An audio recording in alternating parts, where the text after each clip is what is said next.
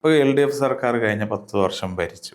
അപ്പോൾ നമ്മൾ 10 വർഷമായിട്ട് സമരത്തിലായിരുന്നു. വളരെ ശക്തമായ സമരം നടത്തിയിരുന്നു.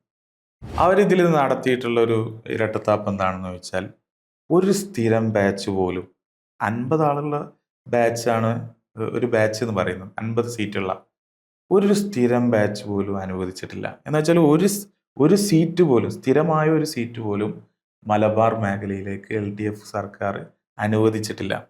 താൽക്കാലിക ബാച്ചുകളെ വെച്ചുകൊണ്ട് ഓടിക്കുകയാണ് LDF സർക്കാർ ചെയ്തിട്ടുള്ളത്. അപ്പോൾ നമ്മൾ UDF സർക്കാർ വളരെ പ്രതീക്ഷയോടുകൂടിയാണ് നമ്മൾ നോക്കിക്കാണുന്നത്. ഇപ്പോൾ UDF അതിൻ്റെ തുടക്കത്തിൽ വളരെ കുറഞ്ഞ രീതിയിലെങ്കിലും സ്ഥിരമായ ബാച്ചുകൾ, ചില ബാച്ചുകൾ ഇവിടെ 10 വർഷമായി ഓടിക്കൊണ്ടിരിക്കുന്ന താൽക്കാലിക ബാച്ചുകളുണ്ട്. അതിന് മതിയായ സൗകര്യങ്ങളുള്ള സ്കൂളുകളുണ്ട്, ഹയർ സെക്കൻഡറി സ്കൂളുകളുണ്ട്. അവിടെയൊക്കെ സ്ഥിരപ്പെടുത്താവുന്ന, സ്ഥിരമായിട്ട് അനുവദിക്കാൻ കഴിയുന്ന രീതിയിലുള്ള ചില ബാച്ചുകളൊക്കെ ഉണ്ട്.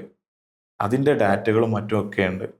അപ്പോൾ നിലവിൽ ഇപ്പോൾ പ്രിയദർശിനി സംവിധാനം നടപ്പിലാക്കി, സൗജന്യ നിരക്കിൽ സ്ത്രീകൾക്ക് യാത്ര ചെയ്യാനുള്ള സൗകര്യം നടപ്പിലാക്കി.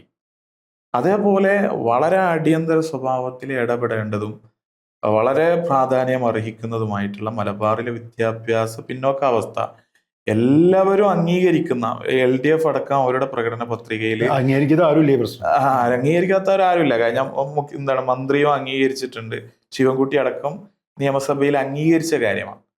ഈ വിഷയത്തിൽ അങ്ങനെ ഒരു ചെറിയ സ്റ്റെപ്പ് പോലും വെക്കാതെ പോവുകയും കഴിഞ്ഞ മന്ത്രിസഭകളും കഴിഞ്ഞ നിയമസഭ അല്ലെങ്കിൽ കഴിഞ്ഞ സർക്കാരും ഒക്കെ എന്താണ് പറഞ്ഞത്, അതിൽ അതേ ഒരു രീതിയിലേക്ക് തന്നെ അതിന്റെ അതേ സാവകാശം ആവശ്യപ്പെടുകയും ചെയ്യുന്ന ഒരു രീതിയിലേക്ക് ഇത് മുന്നോട്ട് പോയിക്കൊണ്ടിരിക്കുകയാണ്.